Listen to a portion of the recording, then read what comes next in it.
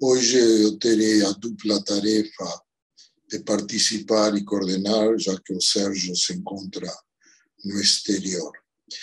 Para começar, eu queria passar um agradecimento aos patrocinadores, e como estamos fazendo 15 anos de existência da Plataforma Democrática, gostaríamos de apresentar um breve vídeo com as principais realizações. A Plataforma Democrática é uma iniciativa criada em 2007 pela Fundação FHC e pelo Centro Edelstein de Pesquisas Sociais. Sua missão é fortalecer a cultura e as instituições democráticas no Brasil e na América Latina. Desenvolvemos pesquisas, publicações e debates sobre as transformações da sociedade e da política e atividades orientadas a fortalecer a democracia no espaço público e no sistema educacional. Na coleção O Estado da Democracia na América Latina, você tem acesso gratuito a 15 livros de autores brasileiros e latino-americanos. Em publicações periódicas, você encontra análises que tratam dos desafios das democracias, que pensam o futuro além da conjuntura e estudam as dinâmicas políticas dos países latino-americanos. O Fura Bolha é uma série de vídeos que promovem o diálogo entre pessoas que pensam diferente, uma conversa essencial para a democracia. Todos os episódios estão no YouTube da Fundação FHC. Corações e Mentes são textos para professores, formuladores de políticas e público em geral, com orientações, dicas e atividades que ajudam a entender e combater as estratégias de polarização política destrutiva. Sobrevivendo nas Redes é um material para professores e público em geral sobre as estratégias e os mecanismos utilizados pelas fake news e como se proteger deles. No site do Reflexicons, você encontra imagens e mensagens curtas que mobilizam a reflexão autônoma e o diálogo com os interlocutores. A Plataforma Democrática também produz textos, seminários e conferências sobre temas relacionados aos desafios da democracia no Brasil e na América Latina. Para o futuro, continuaremos neste mesmo caminho. Promover o aprendizado democrático da cidadania, dialogar com a sociedade sobre os seus desafios e estimular uma cultura cívica que valorize a argumentação e o pluralismo de opiniões. Este webinar é para marcar o lançamento de um livro de Plataforma Democrática sobre religião, democracia e educação no Brasil. Como todas as publicações de Plataforma Democrática, ela está disponível para acesso gratuito na internet, no site de Plataforma Democrática. Para discutir o tema de hoje, contamos com a presença da Joana Zilberstein, advogada de direitos humanos, sócia de Veredas, Estratégias em Direitos Humanos e colaboradora da Comissão ARMS e mentora profissional do INSPER. E Elcio Secetti, assistente técnico-pedagógico da Diretoria de Ensino da Secretaria de Estado de Educação de Santa Catarina e coordenador do Fórum Nacional Permanente do Ensino Religioso, FONAPER. Para iniciar a conversa, eu vou fazer uma breve introdução ao tema. A presença de temas religiosos no espaço público brasileiro é um fato incontornável e obriga a uma revisão das relações entre religião e política para resguardar tanto a liberdade religiosa como a democracia. O problema, historicamente, a gente pode ir séculos atrás, o tema mais que o problema, mas podemos identificar, já na Constituição de 88 como ponto de partida, o artigo 30, que indica que o ensino religioso deve ser oferecido como uma disciplina facultativa sem objetivos proselitistas no sistema de educação pública. e aqui, obviamente, vai uma opinião pessoal, nós sabemos que a Constituição de 88 tem enormes méritos, mas também que aceitou que cada grupo de interesse introduza cláusulas que não têm cabimento em uma Constituição, né? São cláusulas que, a serem discutidas normalmente pelo Poder Legislativo e modificadas de acordo com as transformações políticas e sociais. Em 1997, a Lei de Diretrizes Básicas da Educação confirmou que esta disciplina deveria ser incluída no currículo escolar, repetindo que ela deve assegurar o respeito à diversidade cultural e religiosa do Brasil, vedadas qualquer forma de proselitismo. Acontece que, em 2009, o Congresso Nacional aprova o acordo com a Santa Sé, e que é assinado pelo Executivo. O acordo, no artigo 11, indica que a República Federativa do Brasil, estou lendo aqui o que está escrito no acordo, em observância ao direito de liberdade religiosa, de diversidade cultural e de pluralidade confessional do país, respeita a importância do ensino religioso em vista da forma integral das pessoas. Eu até aconselho as pessoas a lerem para ver o nível de coerência ou não do que está escrito. E aí está escrito o ensino religioso, vírgula, católico e de outras confissões religiosas, de matrícula facultativa, constitui disciplina dos horários normais das escolas públicas de ensino fundamental, assegurando o respeito à diversidade cultural religiosa do Brasil, em conformidade com a Constituição e outras leis vigentes, sem qualquer forma de discriminação. Em 2017, o Supremo Tribunal Federal, por 5 votos a 4, decide que o ensino confessional não fere a Constituição. Finalmente, em 2018, é apresentada a Base Nacional Comum Curricular, conhecida como BNCC, na qual o ensino religioso deixa de ser uma disciplina integrante das ciências humanas, como era tratada em geral até esse momento, para se transformar em uma área de conhecimento. As outras 4 são linguagens, matemáticas, ciências da natureza e ciências humanas. E a ser ministrada durante os 9 anos do ensino fundamental. É bom lembrar que a proposta geral da BNCC enfatiza os valores de respeito às diferenças e diversidade de crenças, eu diria, inclusive as não crenças religiosas, e na sua apresentação tem componentes sobre os quais eu voltarei já na minha apresentação pessoal, umas influências do que são chamadas as ciências da religião, né, dos currículos da ciência da religião. Vamos deixar claro, entendemos que o campo é complexo e muitos gostariam de transformar em um campo minado pelos mais diversos interesses.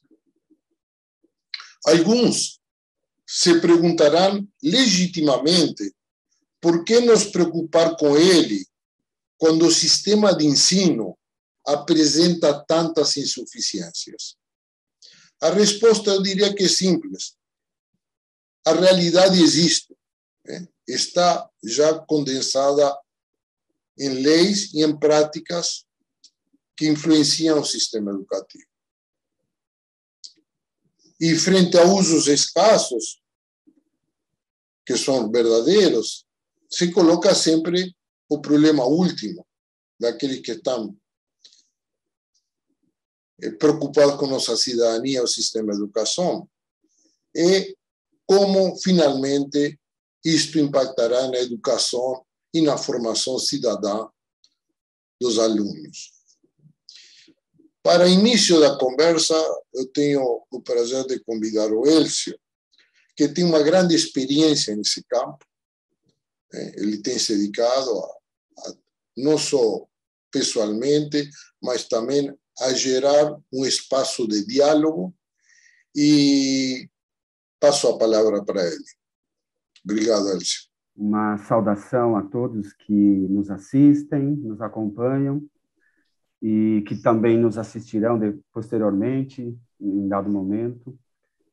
O tema que nos toca, ele é complexo, como bem assinalou Bernardo, e ele remonta a nossas origens também enquanto histórico, enquanto nação, e, de algum modo, é um ingrediente a mais a tensionar o dia a dia da escola, o cotidiano da escola, e, ao redor disso, sem dúvida, há muitas pesquisas, investigações, opiniões bem fundamentadas, contra, a favor, enfim. Então, trabalhar religião e educação acaba passando pelo debate do ensino religioso, pelas polêmicas que o envolvem e pelas opiniões pessoais, de algum modo, também, que deixa esse debate sempre muito tensionado. Da minha parte, eu quero aqui contribuir com essa exposição, com esse debate, recuperando alguns elementos históricos e adicionando alguns propósitos que se produziu e vem se produzindo enquanto também Fórum Nacional de Ensino Religioso, o FONAPE, que é uma instância que vem atuando com certo protagonismo nesse campo a partir de um momento dessa história. Então, para quem não acompanha diretamente esse tema, nós temos oficialmente uma Constituição lá do Império que tornava a religião católica como religião oficial. E naquele período da história, desde a colônia, mas também no Império, ser cidadão significava ser católico, de algum modo, e a educação toda era religiosa, até um certo momento em que influências, sobretudo europeias ou francesas, notadamente, vão cientificando esse currículo escolar. E, ao mesmo tempo que as ciências avançam, a religião vai cedendo espaço, de modo que acabou sendo condensada, vou usar essa expressão, em uma disciplina.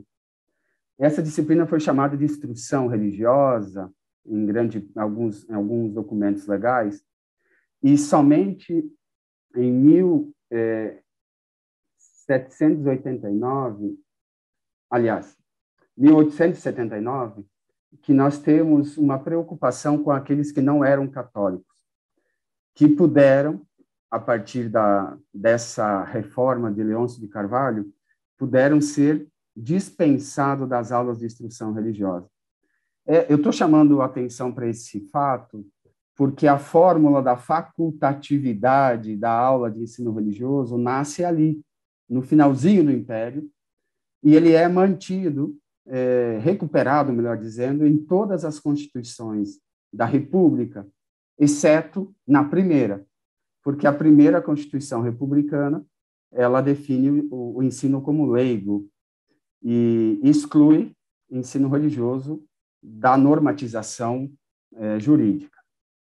Pois o fato é que, passado aí 20 anos, 30 anos da proclamação da República, há uma reorganização muito forte no campo social e político da Igreja Católica, e o ensino religioso é retomado, retorna à Lei Maior por um decreto de 1931, assinado por Getúlio Vargas, e logo em seguida incluído na Constituição de 34, que exclui a expressão ensino leigo e consolida o ensino religioso oferecido de acordo com a confissão religiosa do educando nas escolas públicas e com matrícula facultativa. Então, a matrícula facultativa retorna nessa época e permanece até a nossa Constituição atual e, inclusive, a nossa LDB. O que muda nessa história em relação ao presente? O que muda é que, de algum modo, o ensino religioso sempre foi vamos usar uma expressão simbólica, um braço eclesial na escola. Era um espaço concedido inicialmente à Igreja Católica e depois disputado por outras instituições também religiosas. A fórmula da facultatividade meio que sempre ajudou os legisladores a não desagradar nenhum dos lados. Então, vamos manter para quem quer e vamos liberar para quem não quer. Então, por praticamente quase 500 anos, se manteve essa compreensão de que deve se oferecer na escola, daí do ponto de vista confessional, para quem quiser, e libera-se os que não quiserem. Isso veio à tona na Constituinte de 87, 88, e acabou que a segunda maior emenda em termos de assinaturas, manifestações populares, foi a do ensino religioso. E não é à toa que ele foi incluído no artigo 210 da Constituição. É a única disciplina escolar prevista na Constituição. Isso é só entendendo a história para compreender esse fato inusitado. E a Constituição, ela mantém a fórmula da facultatividade, como já havíamos anunciado, e ele prevê a oferta no ensino fundamental nas escolas públicas, libera as privadas dessa oferta. E por que a Constituição faz isso? Porque permanece na sociedade, de um lado, os que defendem a sua inclusão, muitas vezes, e certamente, a partir de um lobby das instituições religiosas, e, de outro lado, também há grupos, sobretudo educativos, educacionais, de setores educacionais, inclusive a própria ANPED, como uma instância que buscava a exclusão completa desse componente. Mas, entre atender a agradar a gregos e troianos, acaba que a legislação, os legisladores mantiveram, reprisaram a fórmula adotada nas constituições anteriores, mantendo um problema para a escola pública em si, né? Legalmente, juridicamente, é até fácil escrever sobre isso, mas organizar isso no dia a dia da escola já é um problema maior. Aí nós temos o avançar dos anos 90 e a discussão da terceira LDB, que originalmente previu, no artigo 33, a reprise do caput lá previsto no artigo 210, do parágrafo 1º da Constituição, acrescentando 2 parágrafos para manter ensino religioso confessional ou interconfessional sem ônus para os cofres públicos e facultativo. É aqui, nesse momento da história, que nós temos a construção do que eu chamo uma terceira via. Isso porque, em 95, um grupo de educadores, pesquisadores do campo da ciência da religião, alguns também com vinculações religiosas, com setores, vamos dizer, mais progressistas de igrejas cristãs, e também com representantes de secretarias de educação de estados, não de todos, mas de parte deles, houve a fundação do FONAPER, então esse fórum que hoje eu estou coordenando. O FONAPER surge dessa iniciativa com o propósito de, entre aspas, converter o ensino religioso a um componente curricular com identidade pedagógica e não eclesial, e não teológica. Seria uma terceira via, porque, já que há ensino religioso, e ele estava previsto como confessional e interconfessional, e sabedores de que na escola pública seu princípio da inclusão e da democracia significa acolher a todos os credos e não, enfim, colaborar com a hegemonia religiosa de um grupo sobre outros, nasce, então, a perspectiva e a defesa de uma opção pedagógica científica do estudo da diversidade religiosa.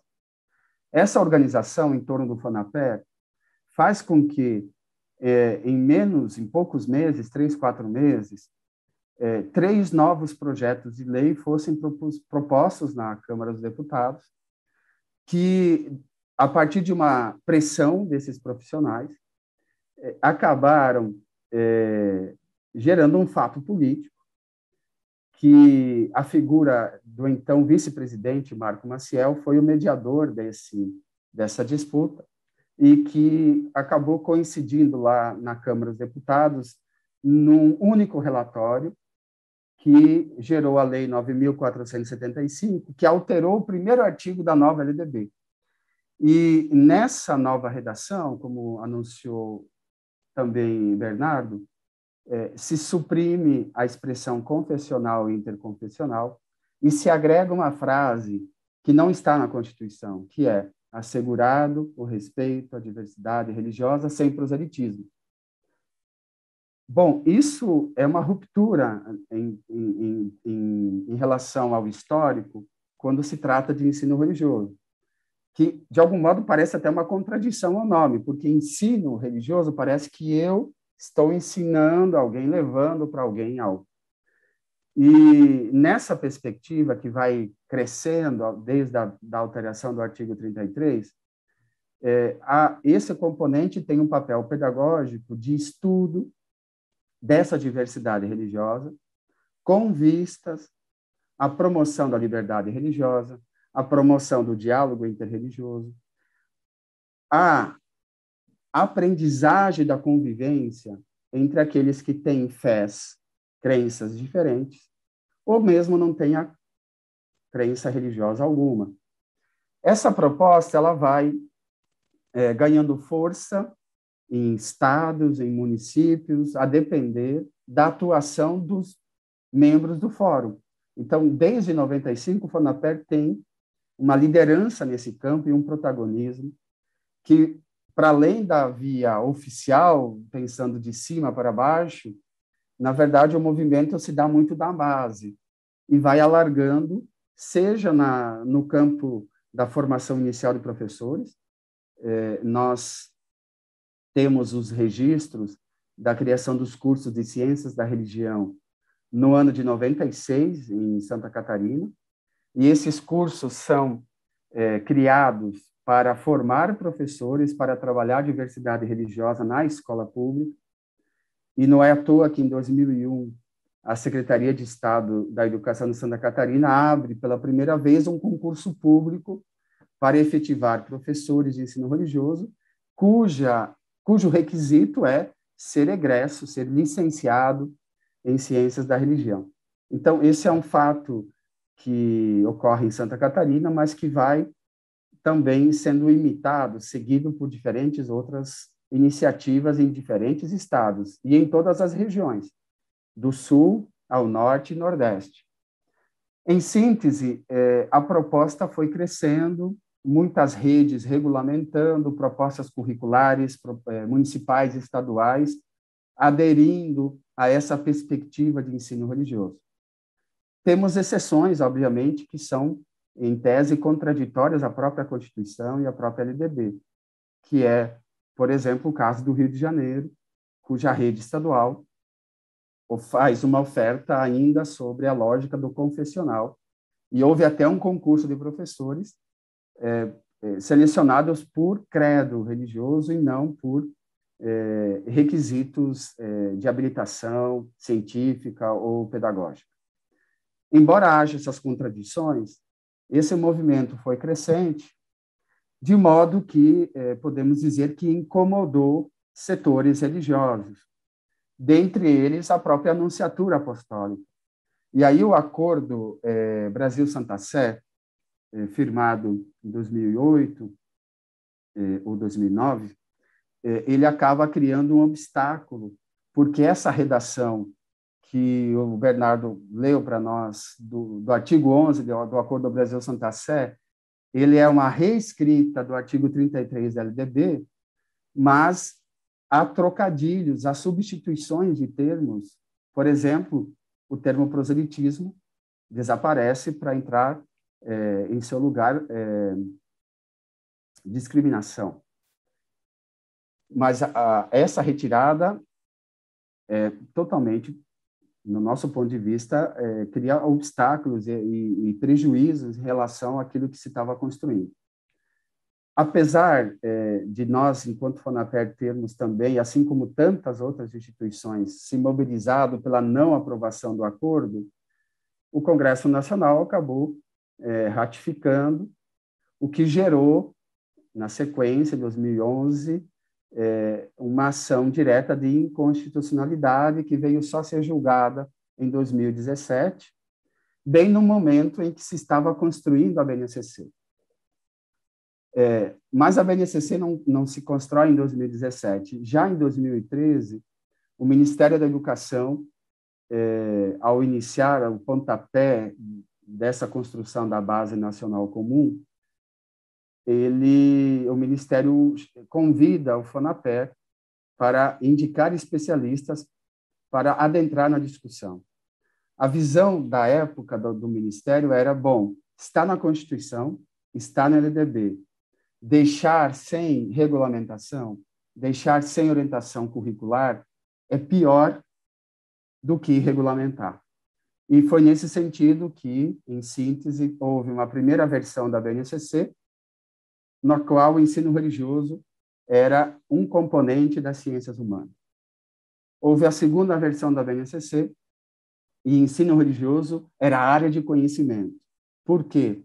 Porque o próprio Conselho Nacional de Educação, em 2010, ao expedir as diretrizes para o ensino fundamental de 9 anos, acabou tratando o ensino religioso como área de conhecimento. E, durante a produção da BNCC, essa definição ficou sempre tensionada, porque, em tese, teria que alterar a resolução de 2010 para poder manter o ensino religioso como componente curricular das ciências humanas. Contudo, em 2016, com a troca de governo, sai Dilma, entra Temer, muda a equipe do MEC, a nova equipe, que prepara a terceira versão da base, subtrai ensino religioso do documento, retira-o totalmente. E encaminha para o CNE para aprovação, apreciação, sem, portanto, ensino religioso. Então, toda a discussão prévia também estaria perdida. E aí foi novamente quando o FONAPER articula e, a partir de participação nas audiências públicas, acaba convencendo o CNE, que por sua vez convence o MEC, de que, por respeito à legislação e para orientar um campo muito disputado, era melhor estar na BNCC. E assim foi feito. Então, a proposta que hoje está publicada na BNCC, ela tem essa origem em 95, assume logo nos primeiros parágrafos que é uma concepção não confessional, e toda o texto das competências aos objetivos, às habilidades, que se desdobram de primeiro a nono ano, porque na Constituição está que ensino religioso é parte dos horários normais do ensino fundamental, então o fundamental é de primeiro a nono ano. Então se criou habilidades a partir de unidades temáticas, enfim. Qual é o fundamento epistemológico que ali está? Vem do campo das ciências humanas e também, sobretudo, das ciências da religião. Mas há uma leitura pedagógica, há um equilíbrio, há uma complementação, porque há que cuidar disso a partir de noções de aprendizagem, de nível de desenvolvimento dos sujeitos. Em síntese, nós temos, pela primeira vez, portanto, na história da República, sobretudo, um currículo de ensino religioso não confessional, homologado, e isso quer dizer, é oficial, servindo de referência para todos os sistemas de ensino públicos também públicos, municipais, estaduais e também privados, embora a Constituição deixe facultativo para as escolas privadas a oferta, mas serve de orientação. E, espremendo, vamos dizer, essa propositura, temos aí uma tentativa de equilibrar a laicidade da escola pública, ao preceito da inclusão e de respeito à diversidade, a partir de uma abordagem pedagógica que estuda os fenômenos religiosos a partir de uma visão não do docente que a leciona, não da igreja majoritária, mas sim a partir de uma ciência ou das ciências e que ajude os sujeitos, por exemplo, a fazer leitura de mundo, tendo referenciais também científicos no que tange a questões religiosas. Até porque a religião ou as religiões influenciam na política, influenciam na saúde, influenciam no meio ambiente, influenciam na mídia. Então, como contribuir para a construção de um cidadão que consiga analisar criticamente essa relação, dando conhecimentos? Enfim, essa foi a intenção desse texto que está homologado e que, a despeito da decisão do STF, naquele momento, o Ministério da Educação, o Conselho Nacional de Educação, mantêm a perspectiva não confessional como oficial no Brasil. E, em síntese, nós temos, querendo ou não, um conflito jurídico entre concordata, LDB e Constituição. O acórdão do STF, em síntese, também não acaba resolvendo esse impasse, adiciona mais elementos para isso, mas, de outra parte, enquanto currículo, se manteve uma perspectiva como oficial, que é essa terceira via que eu nominava no início da minha fala. O meu tempo praticamente esgotou, eu paro por aqui porque deduzo que o mais rico também é o debate a partir das perguntas que chegaram ou que chegarão, e aí a gente pode retornar e complementar, esclarecer, enfim, seguir o debate. Muito obrigado pela oportunidade, pelo convite, sigo à disposição.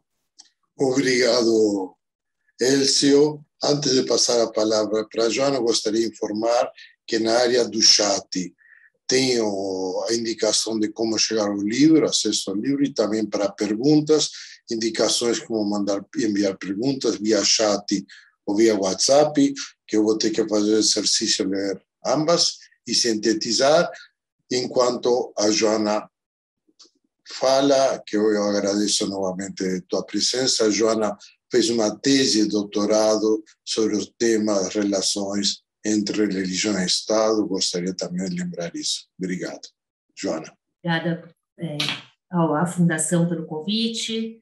É um prazer estar aqui conversando com vocês sobre esse tema. Como o Elcio disse no início, é um debate que normalmente é muito tensionado, cheio de paixões, cheio de opiniões e às vezes, muito pouco acadêmica mesmo o debate, e eu acho que a gente sempre tem que aproveitar essas oportunidades para tentar lidar com esse assunto de maneira mais laica, inclusive.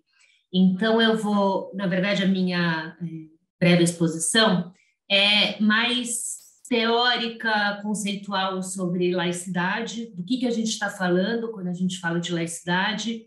Acho que dialoga muito com alguns elementos que o Elcio trouxe aqui para a gente. Então, justamente por essa dificuldade de fazer algumas discussões de maneira mais consistente, a gente sente falta de alguns conceitos. E esses conceitos, quando a gente lida com situações de maior estresse em relação à laicidade, a gente não tem os elementos necessários para fazer o debate. Então, todos os termos são usados de maneiras indistintas e sempre de acordo com o interesse do interlocutor. Então, eu tento aqui trazer alguns conceitos que eles não são estanques, eles não estão totalmente plasmados na doutrina, mas criam algumas linhas de base para a gente fazer essa discussão. A própria definição de laicidade ela é muito ampla, muito diversa, e eu gosto de usar uma definição que tem na Declaração Universal da Laicidade do século XXI, que é uma declaração não jurídica, não formal, ela foi feita por alguns acadêmicos e traz quais são esses elementos da laicidade. O artigo 4º eu vou ler rapidamente para vocês, porque daqui a gente vai tirar os elementos para conversar sobre o que seria a laicidade. Então, o artigo 4º dessa declaração, que é de 2005, fala que a laicidade é a harmonização em diversas conjunturas sociohistóricas e geopolíticas de 3 princípios: respeito à liberdade de consciência e sua prática individual e coletiva, autonomia da política e da sociedade civil com relação às normas religiosas e filosóficas particulares e nenhuma discriminação direta ou indireta contra os seres humanos. O que a gente consegue extrair desse artigo 4º? Alguns elementos que constituem a laicidade. Ou seja, o primeiro deles é a legitimação do poder já não está mais em Deus. A gente supera as ideias que vêm do império, da monarquia, em todo o mundo, de que a fonte do poder vem de Deus e passa a ser o povo. Ou seja, a ideia inaugural da democracia, né? O poder pelo povo. Aqui também nesse artigo 4º, eles falam da liberdade de consciência e prática, ou seja, a laicidade pressupõe um respeito à liberdade religiosa e às demais liberdades e direitos fundamentais, ou seja, a liberdade, inclusive a liberdade religiosa, é um elemento constitutivo da laicidade. Ou seja, a laicidade não é contra a religião, muito pelo contrário, ela absorve a religiosidade de uma maneira que garanta a sua liberdade e o seu exercício. Também, nessa perspectiva, tem um outro elemento que essa definição nos traz, que é o conceito de igualdade. Ou seja, não tem nenhuma discriminação, não tem nenhuma escolha de qual é a melhor religião. A laicidade trabalha com a ideia da imparcialidade em relação à religião. Uma religião não é mais importante que a outra. Uma religião não pode ser a que conduz os comportamentos sociais. E, por fim, um quarto elemento, que é o que a gente costuma confundir com laicidade, que é o que a gente costuma ter como sinônimo de laicidade, que é a separação entre o Estado e a religião. Ou seja, as normas públicas elas não estão mais submetidas aos dogmas religiosos e as normas religiosas tampouco podem ser impostas. E a gente tem esse elemento muito explícito na Constituição Federal, que é o artigo 19, inciso 1º, que é da separação entre Estado e religião. Mas, como eu disse, ele não se confunde com o conceito da laicidade. Ele é um dos elementos da laicidade. E por que isso é importante? Porque a gente pode ver situações em países que não são formalmente laicos, ou seja, eles assumem uma religião oficial, mas acabam na prática política, na prática social, sendo mais laicos do que alguns países que formalmente definem a separação entre Estado e religião. De novo, essa separação é um elemento importante constitutivo da laicidade, mas ele não é suficiente para entender a laicidade. Então, com essa perspectiva, a gente tem o que não é Estado laico. E aí tem um monte de palavrinhas que são usadas das maneiras mais variadas possíveis, que eu vou trazer aqui só para pincelar um pouquinho, para a gente começar a pensar sobre isso. Então, quando falam de secularismo, e aí, de novo, tem divergências sobre esses conceitos, a gente não pode dizer que é assim, que está em um dicionário assim, porque não está. Inclusive, são terminologias que fazem sentido em português, nas línguas latinas. Em linguagem anglo-saxã, em inglês, elas não fazem tanta diferença. Porque a questão do secularismo em inglês, né, que a gente fala do secular state, a gente está falando do Estado laico. Mas o secularismo, nessa perspectiva latina, é um termo mais ligado à sociedade, é a sociedade ser secular, ela é uma sociedade que é menos influenciada pela religião, num contexto cultural, né, a compreensão cultural da religiosidade. Já o laicismo é uma exclusão enfática da religião da esfera pública, não aceitar a religião da esfera pública, o que não é laicidade. A laicidade, ela aceita a religiosidade. O ateísmo, por outro lado, ele não só exclui, mas ele não admite a religião. Agora, e aí isso é muito interessante, porque muitas vezes nessa discussão a gente fala que o Estado laico não é ateu. De fato, o Estado laico não é ateu porque ele não é, nessa percepção, contra a religião. Mas isso não significa dizer que o Estado laico seja deísta, que ele escolha Deus, que ele assuma um Deus. Então, uma coisa não é necessariamente antônima da outra. O aconfessionalismo é o que mais se aproxima nessa perspectiva do conceito de laicidade. É uma ausência de uma religião oficial, aconfessional, sem religião.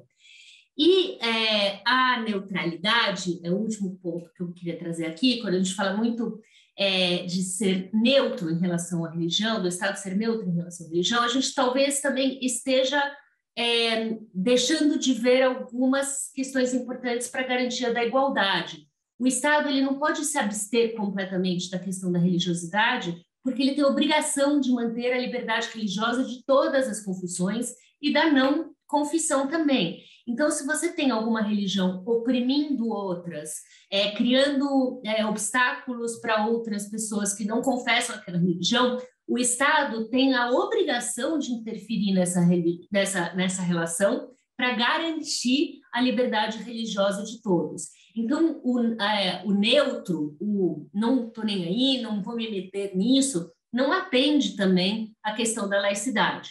Eu prefiro usar o termo imparcial. O Estado ele não tem a religião, ele é imparcial, ele não privilegia uma religião, mas ele não é necessariamente neutro e ele não pode só se abster.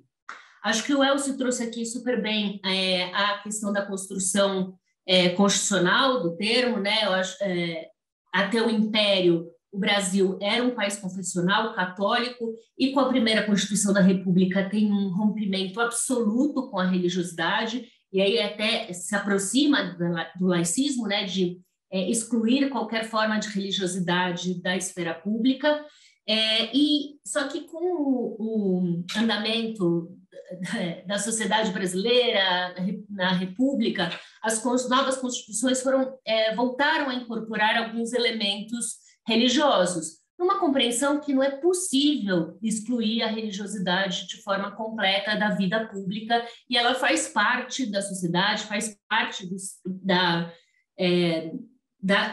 cada indivíduo, de alguma maneira. Então, as constituições seguintes à primeira Constituição da República passaram a incorporar alguns elementos. Então, por exemplo, a própria previsão de liberdade religiosa, mas também os efeitos civis do casamento religioso, a administração de cemitérios, a assistência religiosa, né, em lugares de privação de liberdade, a própria escusa de consciência, a imunidade tributária, são alguns temas que a Constituição voltou a incorporar sobre religião com o passar do tempo. Na Constituição brasileira não está escrito o Brasil é um Estado laico. Essa frase, se você puser um Ctrl+F na sua Constituição online, você não vai achar. Agora, por que a gente fala com tanta tranquilidade que o Brasil é um Estado laico? Justamente porque ele condensa todos esses elementos constituintes da laicidade. Ou seja, o artigo 1º fala que o Brasil é uma democracia. O artigo 5º fala em liberdade geral e liberdade religiosa. O artigo 5º também fala em igualdade, que a gente viu que são elementos constitutivos da laicidade, junto com a separação de Estado e religião, prevista no artigo 19, inciso 1º. E aí tem mais um detalhezinho de aí, análise hermenêutica, né, que é o artigo 5º, parágrafo 2º, na perspectiva de que os princípios de direitos fundamentais eles são construídos a partir dos elementos previstos na Constituição. Então, a partir do momento que a gente tem esses elementos todos presentes na Constituição Federal, a gente com tranquilidade pode dizer que o país é constitucionalmente laico. O que não significa que ele seja laico na prática, porque, assim como os direitos fundamentais, o primeiro passo é o reconhecimento constitucional do direito. Depois, a gente precisa de todo o esforço do Estado, da sociedade, esforço histórico, para que ele seja implementado e absorvido na vida real da sociedade. Um outro ponto que eu queria destacar também é a questão que sempre aparece sobre o elemento democrático.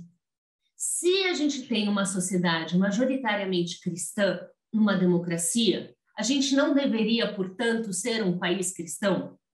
E a minha resposta rápida, assim, para a gente depois poder debater, é que não, porque a gente tem uma Constituição, e aí a ideia do constitucionalismo, que prevê alguns elementos que precisam ser respeitados de qualquer maneira. Então, se a sociedade brasileira, 99%, decide que pessoas que pintam cabelo de azul precisam ir para a cadeia, né? Pegando um exemplo completamente absurdo. As pessoas que pintam cabelo de azul não podem ir para a cadeia porque isso seria inconstitucional, ainda que a maior parte da população acredite e queira alguma coisa. Então, os elementos antidemocráticos, eles não podem ser submetidos ao escrutínio da vontade da maioria. A Constituição estabelece esses direitos fundamentais que protegem justamente dessa eventual opressão da maioria sobre minorias, por exemplo. Então, por isso, o elemento da laicidade ele tem que ser considerado na perspectiva democrática e na perspectiva constitucional. E aí eu vou fechar aqui minha fala inicial, vamos ficar mais aberta para o debate. Dentre essas dimensões práticas que a Constituição traz, e aí são muitas, eu acho que a gente pode falar dos símbolos, referências religiosas, dos feriados religiosos, é um tema que eu adoro falar e que é super complexo, a questão da radiodifusão, né, o uso da televisão aberta, por exemplo, por igrejas específicas, financiamento público de eventos religiosos, a concessão de patrimônio público para igrejas, por exemplo, além da própria imunidade tributária. Os concursos são temas muito interessantes. Então, o doutor Elcio falou sobre o concurso para professores. Isso se espalha em outras situações. Então, assistência religiosa, por exemplo, as capelanias no Exército, nas Forças Armadas, tem um concurso para capelães, que são os líderes religiosos que vão prestar assistência religiosa às pessoas que estão nos quartéis. Até muito recentemente, esse concurso era só para líderes religiosos católicos, e aí, hoje em dia, há também o concurso público para líderes religiosos evangélicos em uma denominação ampla. E isso abre toda uma outra série de debates que eu não acho que vale a pena começar aqui, porque é mais um debate diferente. E próprio assim, os efeitos civis do casamento religioso, hoje em dia é um tema um pouco mais tranquilo, mas ainda assim tem muitas dificuldades, porque os cartórios, eles registram com toda tranquilidade celebrações de casamentos feitas na religião católica, quando um padre celebra essa religião. Mas se a gente for para outras religiões, as religiões de matriz africana, o espiritismo, a gente já vai ter, eventualmente, alguns contratempos no registro dessa celebração nos cartórios. Mas, com muitas discussões judiciais, isso passou a ser um pouco mais tranquilo. E aí, eu acho que a questão do ensino religioso, eu não vou... podia falar aqui também outras coisas, mas eu acho que o Elcio já trouxe os elementos principais. Eu só gostaria de falar um pouco dessa questão que nada é tão simples quanto parece à primeira vista. Então, por exemplo, O ensino confessional, ele é um problema em si, porque aí, como no caso do Rio de Janeiro, eles falam que para você poder não ser inconstitucional, qualquer confissão pode oferecer, né? Você pode ter professores de todas as confissões, teoricamente. Só que é impossível fazer um concurso para todas as religiões. O IBGE, no censo de 2010, né? A gente não teve censo de 2020, levantou mais de 170 religiões. Você não pode ter 170 professores para cada escola para garantir, no mínimo, a igualdade de religião. E aí, quem não professa nenhuma fé também teria que ter alguma alternativa nesse horário. Ou seja, ele é muito mais complexo. E aí, algumas soluções, por exemplo, deixa esse espaço de aula aberto para que cada religião possa oferecer a sua aula. Isso também cria desigualdades, porque a gente tem as religiões que são mais ricas, mais poderosas, mais capilarizadas, que vão ocupar esses espaços, enquanto as outras religiões menos organizadas, ou menos ricas, ou menos poderosas, não vão conseguir entrar também nesses espaços de aula. Ou seja, é muito mais complexo do que, de fato, aparece num primeiro momento. Acho que essas eram as minhas considerações iniciais e eu fico aberta aqui para o diálogo. Obrigada. Este é um primeiro passo ao tema das relações entre religião e Estado e, em particular, o tema da educação. Em outubro, estaremos lançando um outro livro comparando relações entre Estado e religião no Brasil e na Europa, né? E no ano que vem esperamos lançar um documento para debater o tema específico de educação e religião e democracia com ideias substantivas. E eu vou propor, na minha intervenção, baixar a terra, ou seja, como a gente sabe, o diabo está nos detalhes, né? Ou seja, princípios gerais são fundamentais. Aliás, eu gostaria de indicar uma coisa. Nós temos o ensino religioso e, por questões que eu imagino na época políticas, eliminamos uma matéria que era a educação moral e cívica, que deveria ser, não na forma antiga, fundamental. Ou seja, nossas crianças, as pessoas que saem da escola não sabem o que tem na Constituição brasileira. O que a Joana mencionou, esses temas, que inclusive, eu vou voltar sobre esse ponto, deveria fundamentar um debate sobre o que é ensino religioso. Só que na escola, essa matéria foi totalmente eliminada. Eu volto a insistir, quizás um pouco chato, porque os detalhes são chatos, eu gostaria de entrar um pouco mais na discussão do esforço enorme que a FONAPER tem feito, mas que acredito que ainda existem ambiguidades, do ponto de vista da problemática colocada pela Joana em termos gerais, né? Primeiro, a criação de uma área separada do conhecimento, né? E esta área separada, para ser uma área separada do conhecimento, tem que ter fundamentos diferentes das outras áreas de conhecimento. E aí se cai em um campo que ciências da religião, que em geral, quando se fundamenta em termos científicos, falam das ciências humanas, falam de sociologia e antropologia. Portanto, não há uma área separada do conhecimento, porque seu fundamento são as ciências humanas. E esse esforço de construir uma área de conhecimento, e aí eu estou apresentando para o debate, né, que exigiria mais tempo, mas gostaria de apresentar ao público. Na BNCC, se constrói a partir de um paradigma entre imanência e transcendência, né? Com todo respeito, eu não conheço duas pessoas que concordem sobre o que é imanente e transcendente. E muito menos, que, como está escrito na BNCC, que essa matéria aparece já no primeiro ano, por uma criança de 8 anos. Eu tenho 73, li muito filosofia, muito religião. Se você me perguntar uma definição de transcendência razoável e que permita criar um consenso, eu não conheço, né? E, em parte, isto está relacionado à de vontade de criar uma área de conhecimento que não tem um fundamento próprio, científico, como se diz, a não ser nas ciências humanas. E aí me leva ao segundo tema, que me parece também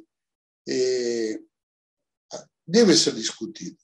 Uma área de conhecimento que dá, portanto, a área de conhecimento, aí passa a ser 9 anos.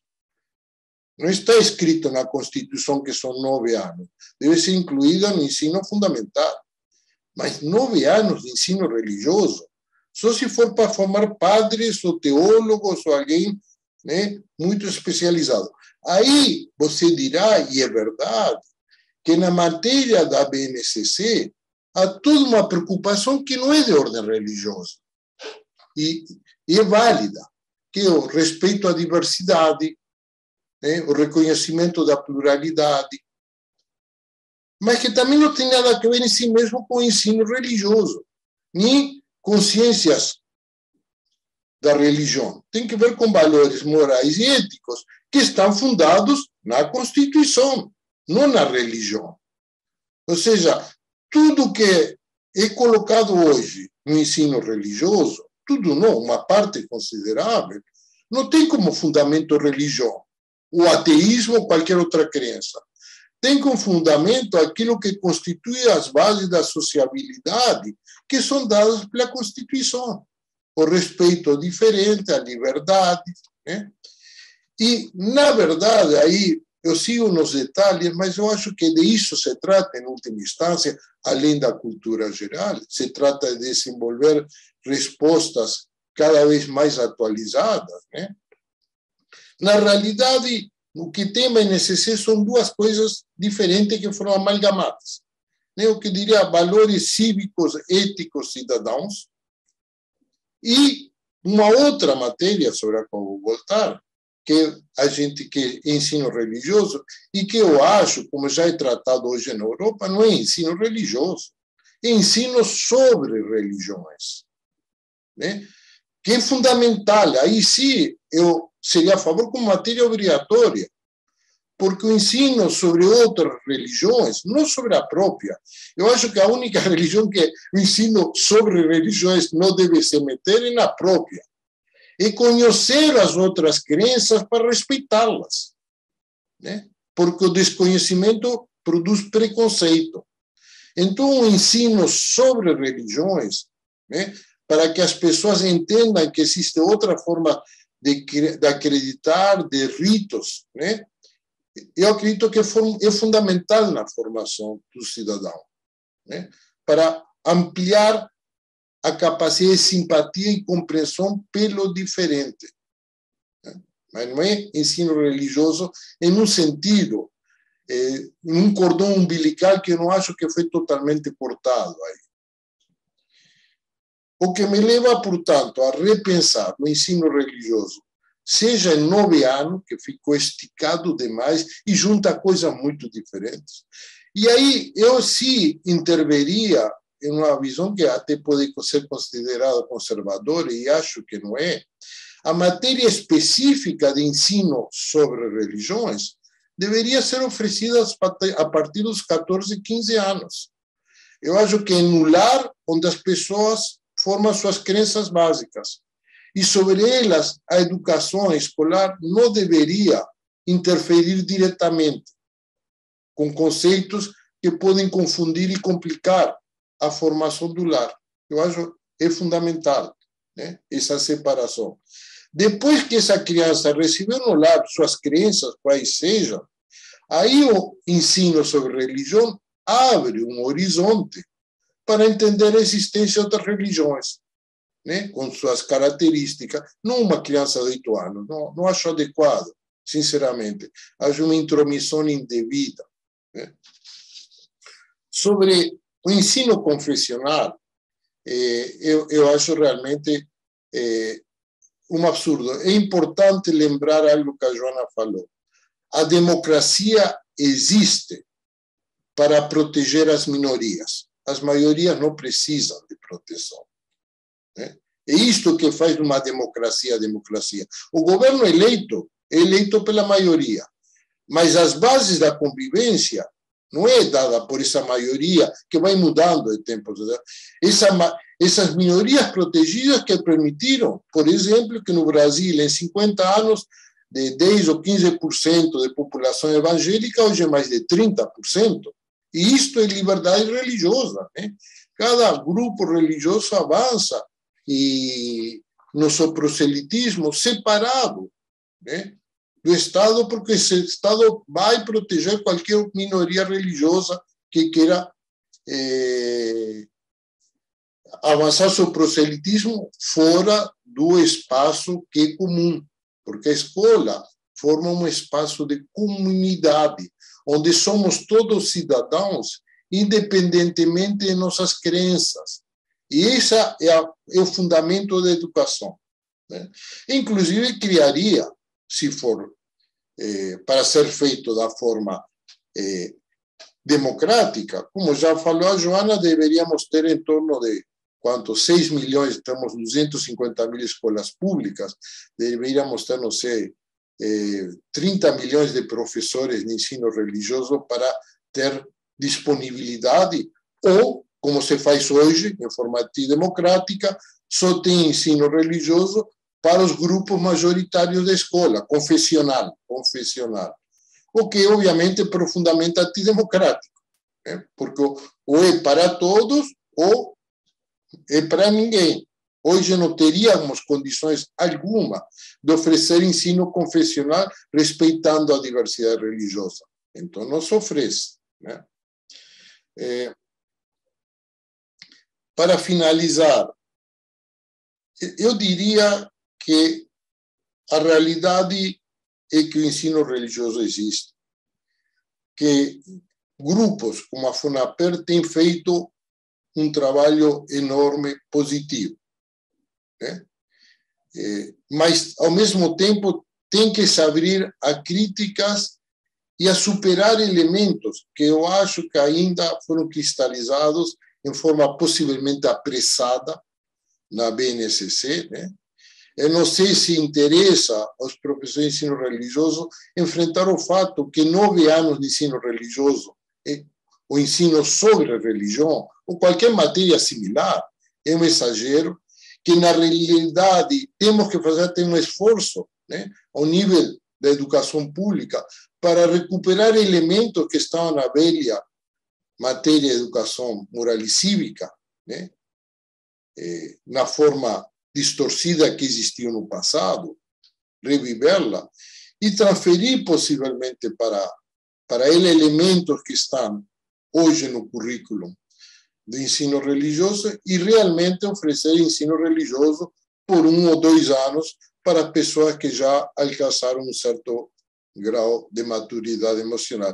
Estas são ideias que, eu deixar claro, tenho me dedicado a pesquisar, a ler livros, a diversidade de livros que existem um esforço enorme em muitas secretarias de educação, especialmente em prefeituras, de produzir material de qualidade, que respeitam a diversidade religiosa, mas ainda eu acho que é um campo que está minado, inclusive porque o material que foi na BNCC, que como o Elcio deve saber, as linhas gerais são claras, mas depois é muito ralo o que aparece como matéria para cada ano de ensino.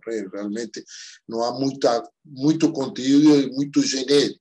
Eu espero que próximos governos façam um esforço para dar uma nova consistência a uma matéria que está aí e que é fundamental, e volto a insistir, se for dada em forma adequada, pode ser um passo no sentido da tolerância, do respeito e do conhecimento mútuo.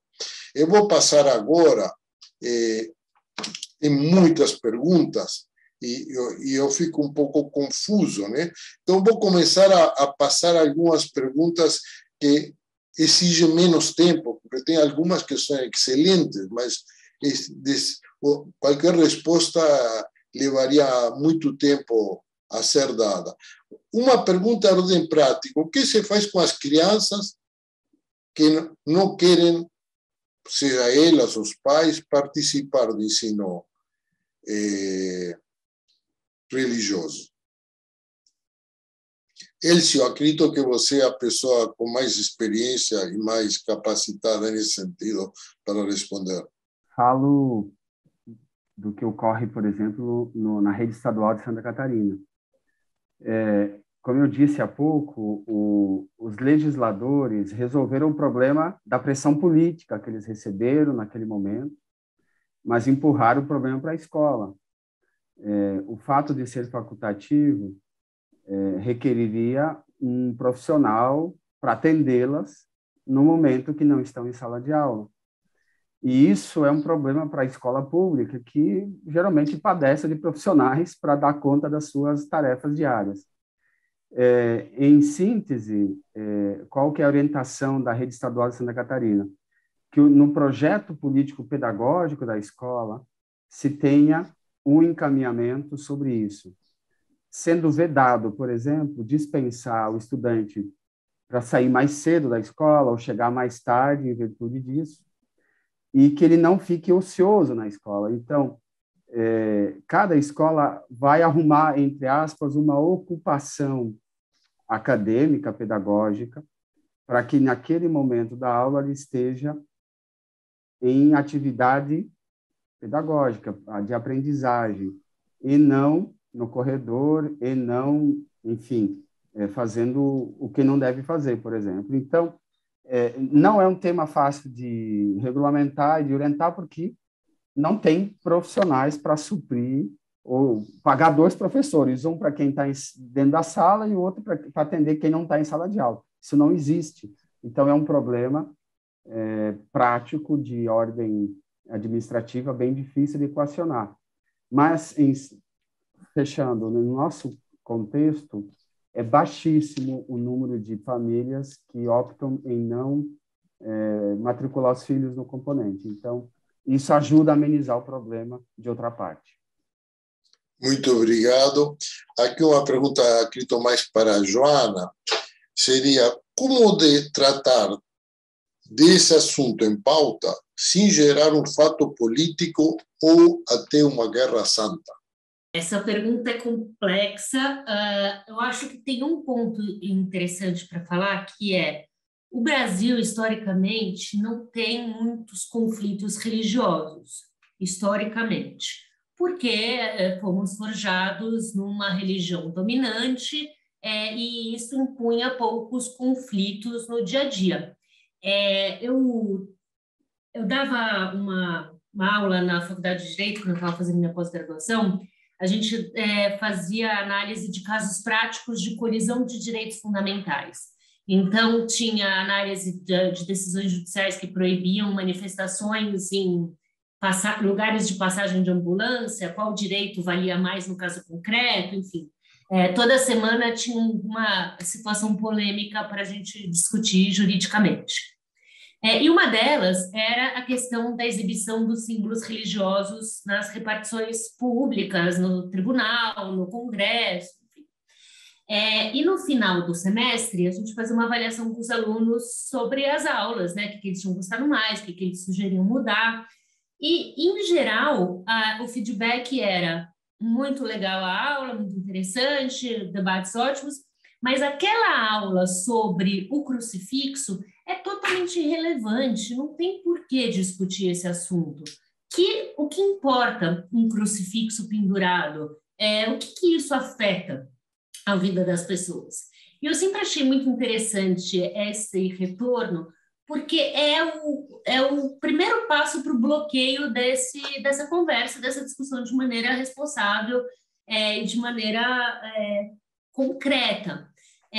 O crucifixo pendurado, aí crucifixo, tem divergências, eu não vou nem entrar nisso, ele fala um pouco sobre o modelo de Estado que a gente tem. O que a gente espera dessa democracia, o que a gente entende por laicidade.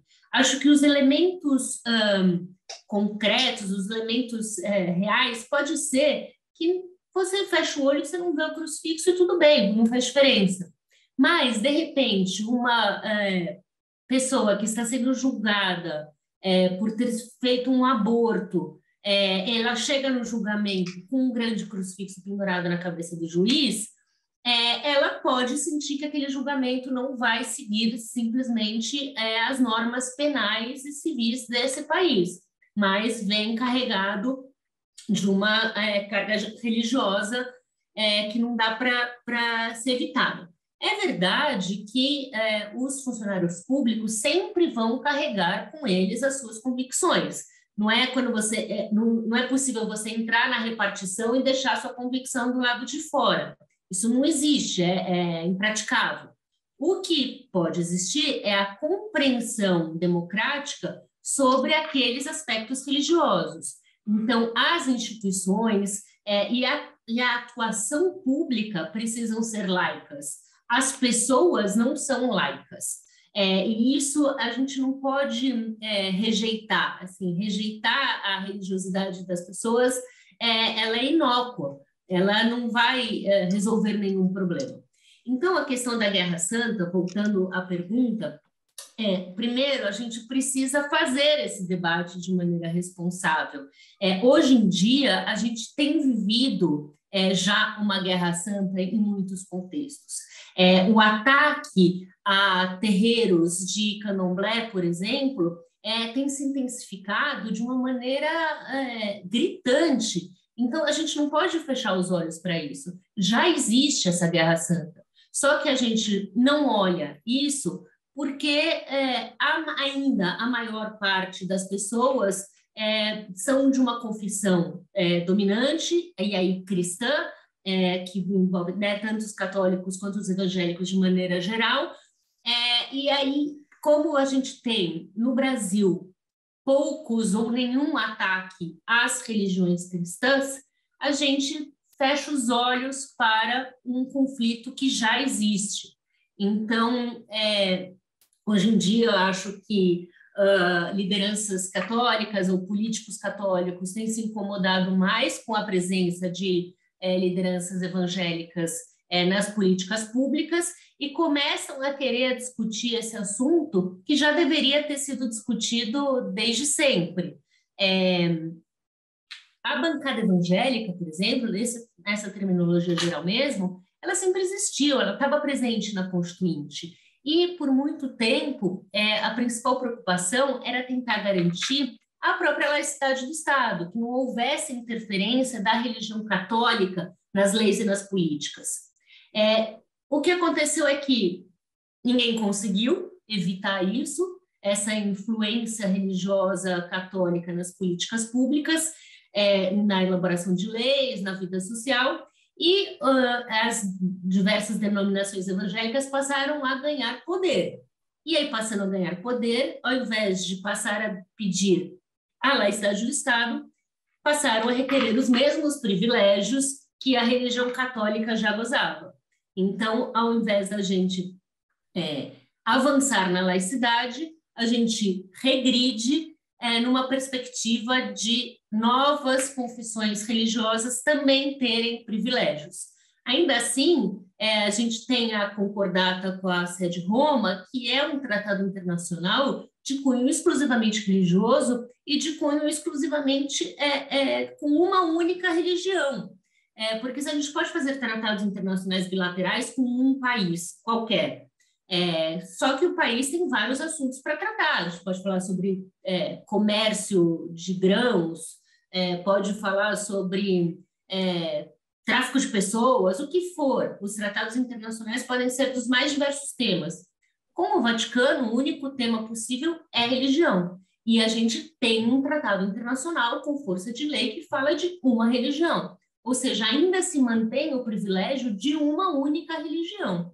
Então, acho que essa pergunta é muito boa para a gente levantar esse tema do que a gente, qual é a nossa situação hoje, do que a gente está falando. A gente já vive uma divergência religiosa muito intensa, só que não para as religiões dominantes. Então, é importante abrir um pouco esse espectro do que a gente está falando. Obrigado, Joana. Aqui tem uma pergunta que de alguma forma complementa o tema e eu gostaria de pegar esse gancho, que diz o seguinte: impor a laicidade não pode patrocinar uma violência estatal, religião e cultura. E aqui vem o cientista político, né? Antes falou a jurista. Eu diria assim, a laicidade veio para retirar o poder do Estado sobre uma área onde antes intervinha em todos os aspectos, que é o da religião, né? A laicidade não vem para impor nada, é para retirar do Estado a capacidade de impor a sua religião, né? E numa sociedade, ademais, laica, democrática, também para defender toda e qualquer crença. Então, a laicidade nunca é imposta, né? A laicidade não pode ser imposta porque não é a afirmação de algo, é a afirmação da variedade e diversidade de que cada um, na sua consciência e na sua vida social, procure sua crença, desenvolva, crie seus espaços autônomos sem intervenção do Estado. Porque do momento que o Estado intervém, passa então, aí sim, ter a violência do Estado, que favorecer um grupo frente ao outro, né? Então, é importante entender que a laicidade nunca é uma violência, né? É uma violência para um único grupo, para pessoas antidemocráticas, né? Porque se alguém deseja impor a sua religião, a sua crença, usando o poder do Estado, a laicidade irá contra isso. Então, o Estado, inclusive, terá que usar a violência para não permitir que alguém queira usar o poder do Estado para impor tal ou qual crença. Gente, eu entendo que estamos entrando já na fase final. Tivemos muitas outras perguntas que, infelizmente, como a relação entre religião e filosofia, né? O que poderia ser coberto ou não pela filosofia relacionado ao campo religioso, que todos nós teríamos muitas divagações a fazer, mas não é o foco de nossa apresentação. Então, para dar um fechamento, eu vou convidar o Elcio e a Joana para fazer apresentar suas palavras finais e pensar o futuro. Eu diria assim, se eu me permitir fazer a pergunta final a vocês dois, é como podemos avançar esse tema, aprofundar, discutir, o que podemos fazer, cada um no seu campo, obviamente. Elcio. Quero adicionar, respondendo, 3 tópicos. Primeiro, ficou evidente, e para quem estuda o tema é evidente, de que o ensino religioso ele nasce no caminho inverso das demais disciplinas escolares. Primeiro, temos a ciência matemática, temos a ciência da filosofia, enfim, e depois de constituída e tem um arcabouço epistemológico, acaba adentrando como disciplina na escola.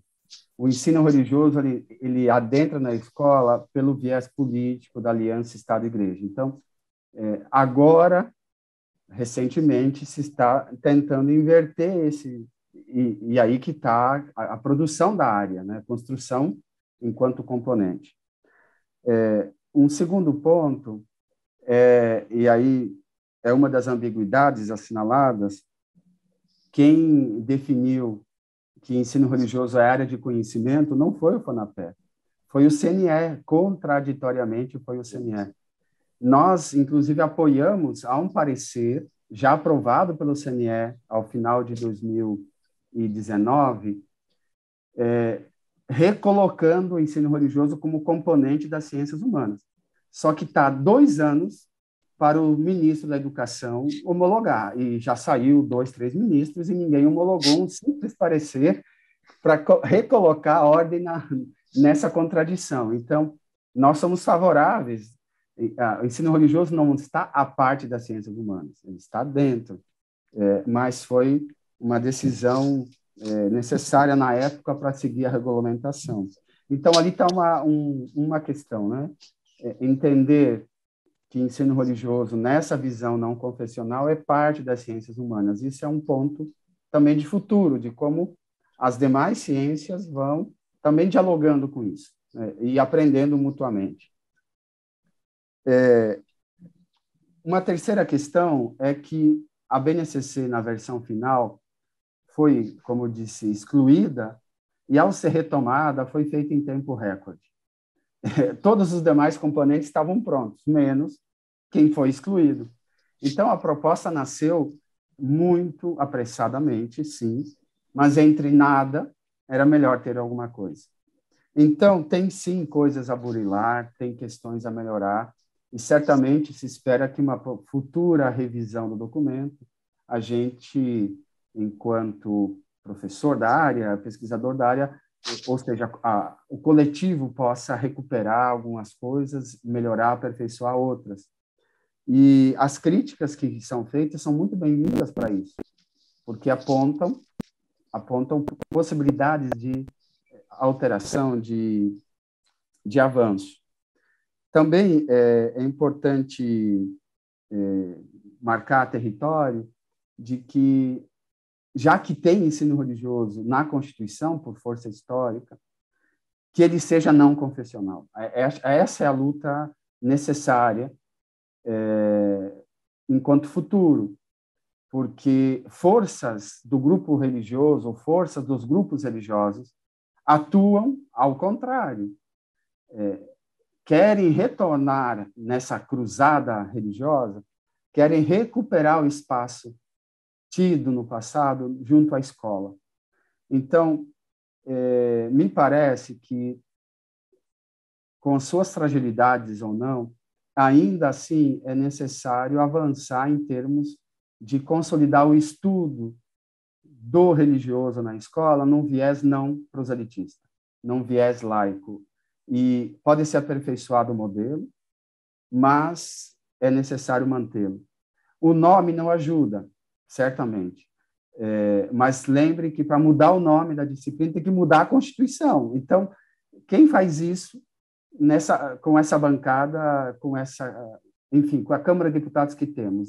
Talvez o risco é perder tudo, ou o sentido de voltar a ser confessional escrito na Constituição. Então, é um campo muito complexo, nada é simples aqui para resolver, mas se pode avançar na medida que, na escola, meninos e meninas não sejam prejudicados, excluídos, paguem alto preço por adotarem crenças minoritárias ou por não terem crenças. Então, essa é a parte que mais me preocupa, como assegurar a liberdade religiosa desses pequenos que estão aí. Então, tudo que vem a somar e contribuir, fortalecer melhor do que retroceder nesse processo. Agradeço demais a oportunidade, que venham outros debates como esse, para que se possa avançar em termos também conceituais, discutir mais a fundo outros conceitos e outras propostas. Um abraço, sigo à disposição. Bom, vou fazer também minhas breves considerações. Eu acho que esse é um desafio histórico, fortalecer a laicidade do país. Que nem todos os outros direitos fundamentais, ninguém ganha o direito de uma hora para outra, né? Como dizia Hannah Arendt, e também numa outra versão, Bobbio, não se ganham todos os direitos de uma vez e nem de uma vez por todas. Eles são processos históricos, processos de luta, de construção. A laicidade não é diferente. Então, a gente primeiro tem um reconhecimento do que é a laicidade e depois a gente precisa de um esforço social, estatal, público para consolidar o conceito para que ele seja real na prática. E para a gente fazer isso, acho que precisamos primeiro ser honestos com a situação que a gente vive. Essa ideia de que é um assunto resolvido, bater na mesa e falar esse país é laico e acabou, não vai resolver. Então, assumir que a gente tem um problema histórico, que a laicidade nunca foi efetivamente internalizada no país e que muitos esforços precisam ser feitos para que a gente atinja a laicidade real. A primeira coisa é a gente rever os nossos próprios preconceitos e as nossas próprias restrições. Então, a ideia de que o país tem um problema com a laicidade não é de hoje, ela é de sempre. Sempre foi assim. Agora, a gente está passando por novos processos, muito complicados, que a gente não sabe onde que a gente vai parar, mas não é uma novidade a fragilidade da laicidade do Estado brasileiro. Acho que, a partir disso, a gente consegue fazer um debate mais franco nos ambientes acadêmicos, nos ambientes políticos, sobre quais são as iniciativas que a gente precisa tomar para a efetivação da laicidade. Tem algumas experiências internacionais que podem ser boas referências, de boas práticas e também do que não funcionou. Então, muitas vezes a gente fala, a gente pode fazer a Lei Geral das Religiões. A Lei Geral das Religiões pode ser uma experiência boa e pode ser um tiro no pé. Depende muito de como isso é feito e como isso como isso vai ser construído, caso seja construído.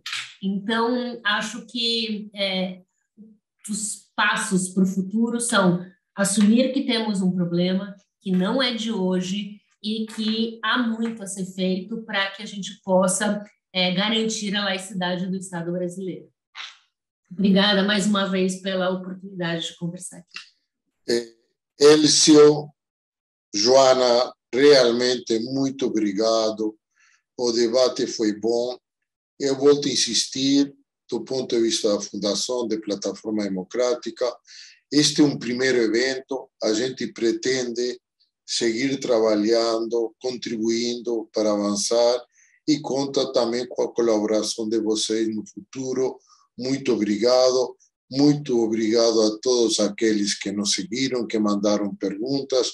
Eu peço desculpa não ter podido fazê-las todas elas, porque são muitas, mas muito obrigado novamente. Uma boa noite e tudo é bom. Tchau.